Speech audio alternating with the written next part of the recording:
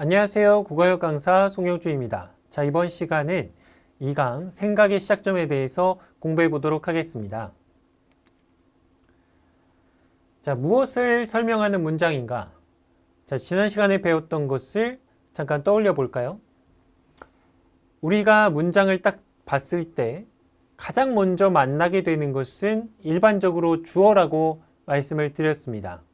이 주어에서 우리가 해야 되는 것은 분절을 한 다음에 이 문장은 이 주어에 대한 설명이다 라는 것을 확인을 했죠.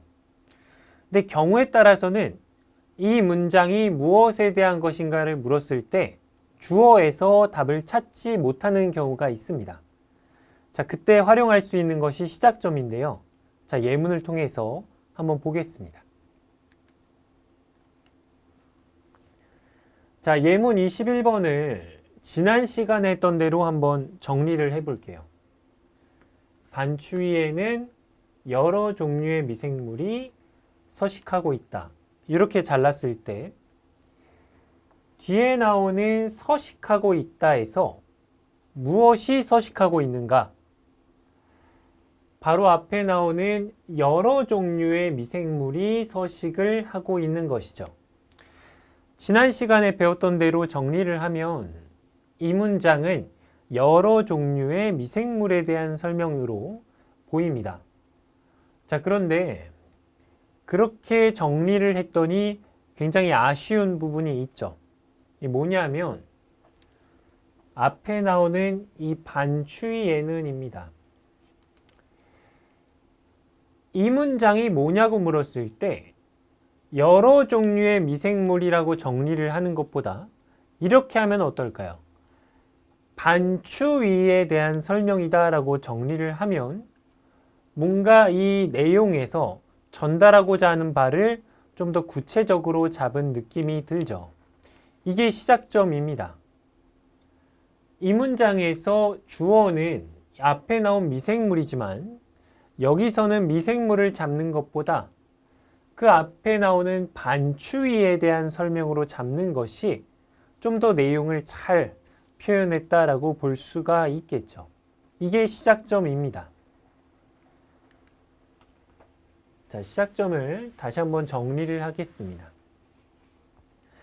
자, 주어는 아니지만 이 문장이 뭐에 대한 설명인가를 물었을 때 그에 대해서 답이 되는 부분이고 찾는 거는 어렵지가 않습니다. 이 방금 본 예문처럼 문장의 가장 앞에 위치를 하면서 어떤 조건이나 상황을 설명하는 부분이 바로 이 시작점이 되는 겁니다. 자, 우리가 시험에서든 뭐 글을 읽든 어떤 생각을 딱 할 때는 그냥 단어가 보이는 대로 막 하고 이런 게 아니라 그 순서가 정확하게 지켜져야 됩니다.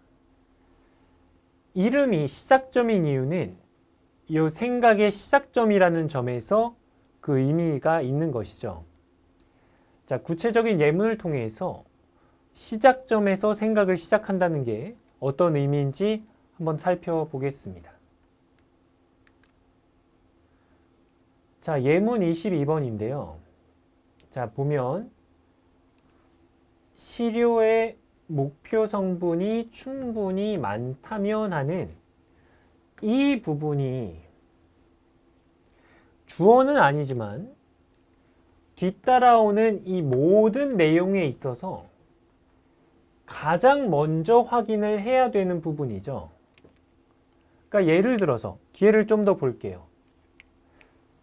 시료의 목표 성분은 복합체의 목표 성분이 검사선의 항체랑 자, 결합을 채워봅시다. 이 뭔가 내용이 복잡할 것 같을 때는 나눈 다음에 연결을 잘 해주면 됩니다. 결합이라는 말은 무엇과 무엇이 결합되는지를 알아야 되고 복합체의 목표 성분과 검사선의 항체와의 결합이라는 것을 알 수가 있죠.